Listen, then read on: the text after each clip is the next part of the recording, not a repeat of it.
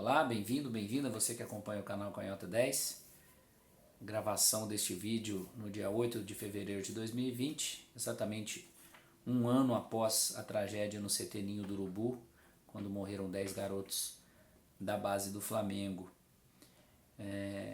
Claro que em datas redondas, ainda mais no primeiro ano, mas será assim com 5, 10, 15, 20, 40, 100. É normal que datas redondas tragam à tona o assunto, mas o ideal é que não se esqueça até uma resolução, e é até injusto quem diz que cai no esquecimento. Vários colegas jornalistas têm tratado do assunto, têm trazido à tona os dois lados, têm acompanhado. O Mauro César, no seu blog, fez um grande trabalho de entrevistar várias partes envolvidas durante a última semana, e é só você ir aos portais que você também verá muito conteúdo, dando voz a familiares, ouvindo advogados, enfim. O jornalismo tem feito seu papel, sim. E as pessoas ficam cobrando muito, mas quando falamos de reportagens, são colocados os fatos. As pessoas, às vezes, é engraçado quando, dependendo de que lado você está, ficam pedindo opinião, posicionamento, parcialidade, imparcialidade, enfim. O importante é colocar a informação, não deixar passar nada. E nesse ponto, e aí é a hora que eu começo a falar do Flamengo e como o Flamengo tem perdido a oportunidade de agir de uma forma diferente, nesse caso, também tem o outro lado. Ao não encarar a imprensa nesse momento, ao fazer uma coletiva, entre aspas, exclusiva no seu canal, falando apenas para a assessoria de imprensa, o Flamengo dá a entender que não quer encarar perguntas espinhosas, que a imprensa está aí para isso, para tocar em feridas. E também pegou muito mal os dirigentes não irem à abertura da CPI dos incêndios na Assembleia Legislativa do Rio de Janeiro, né? E de última hora apareceu um representante lá. Enfim, são oportunidades de dar a cara a tapa mesmo e de dizer, olha, o clube está tentando colaborar o tempo todo, então estamos aqui, façam suas perguntas, né?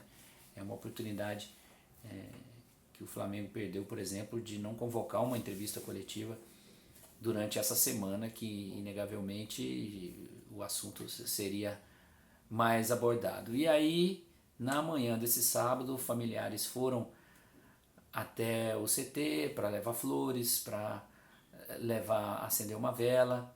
Uma família foi autorizada a entrar porque pediu previamente. Isso depois do imbróglio de que um dirigente disse que só poderiam entrar depois das 16 horas porque atrapalharia a concentração para o jogo deste sábado contra o Madureira. Pegou mal, voltaram atrás, só que aí chegaram outros familiares e foram barrados, porque não haviam pedido autorização antes.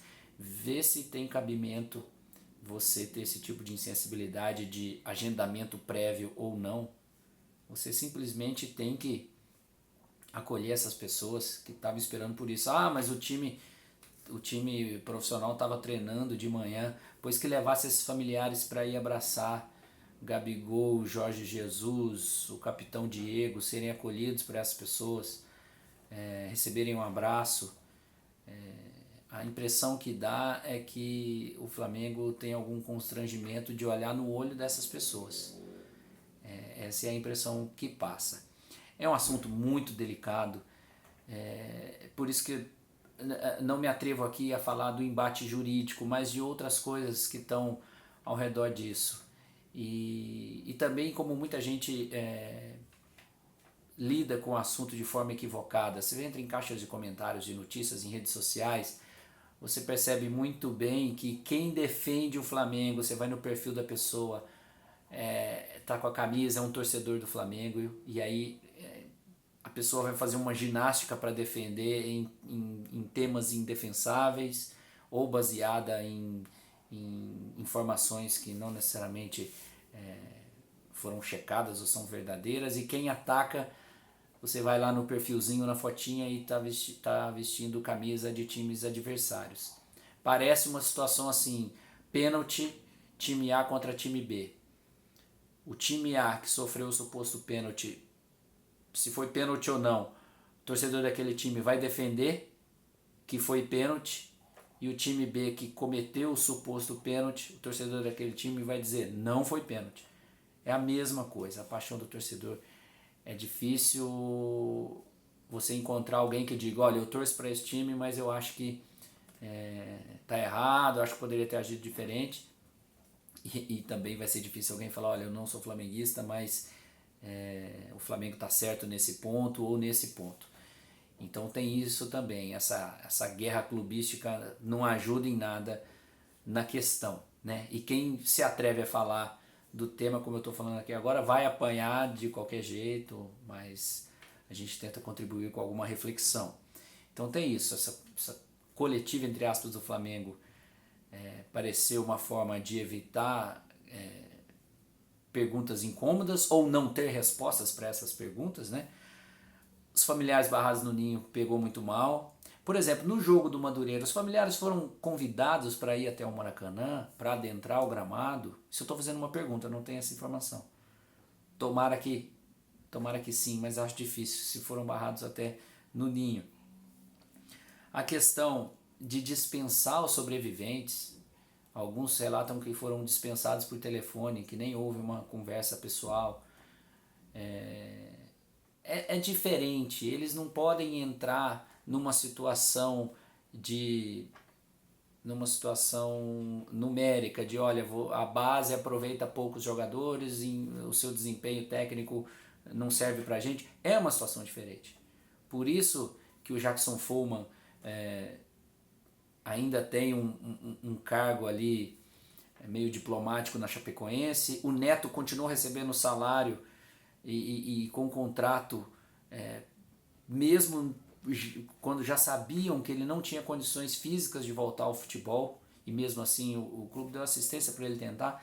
Eu estou dando exemplos, claro que alguns vão dizer a Chapecoense também falhou aqui e ali, eu sei disso, mas eu estou dando um exemplo onde lidaram bem com os sobreviventes e o Flamengo não lidou bem com esses sobreviventes, esses garotos que conseguiram escapar da morte naquele incêndio.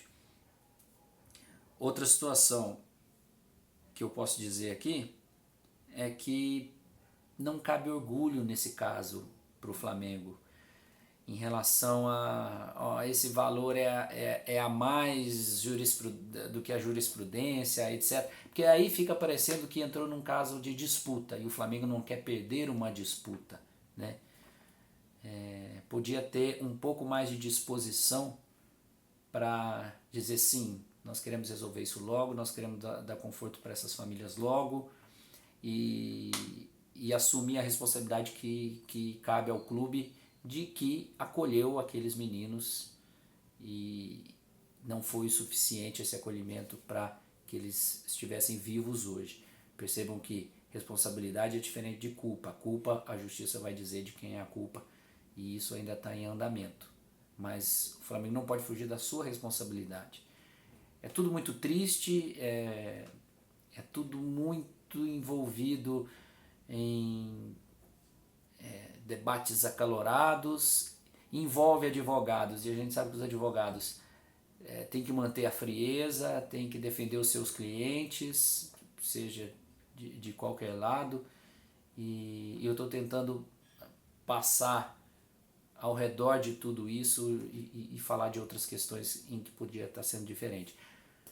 Por exemplo, eu não mencionei com opinião ou com argumentação a questão do Ministério Público ter sugerido um acordo lá atrás que poderia ter resolvido tudo isso, porque eu não conheço bastidores se a proposta do Ministério Público era abusiva, enfim, eu nem me atrevo a dizer, mas talvez, independentemente, o Flamengo argumenta que o Ministério Público foi arrogante, etc. Tal, mas talvez ali, se naquele momento tivesse dado um ok, esse 8 de fevereiro de 2020 poderia estar sendo discutido de outra forma, né? A gente sabe que o Flamengo deu sim assistência financeira em várias ocasiões, né, de funeral, de pagar psicólogos, etc. Mas ainda não é suficiente para o tanto de dissabores que essas famílias têm tido, até porque muitas dessas famílias não estão falando de dinheiro, estão falando de acolhimento, né?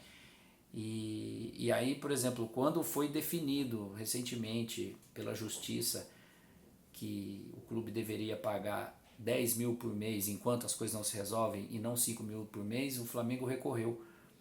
Recorrer de um valor tão baixo, né? Você está falando aí de 10 mil,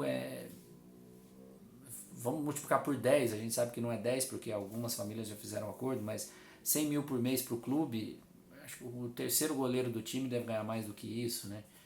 Então, o que um familiar pensa numa hora dessa, que o clube está brigando por uma diferença de 5 mil reais do que era a pensão anterior, até uma pensão que o clube ofereceu espontaneamente, e aí quando a justiça dobrou esse valor, o clube resolveu questionar, né?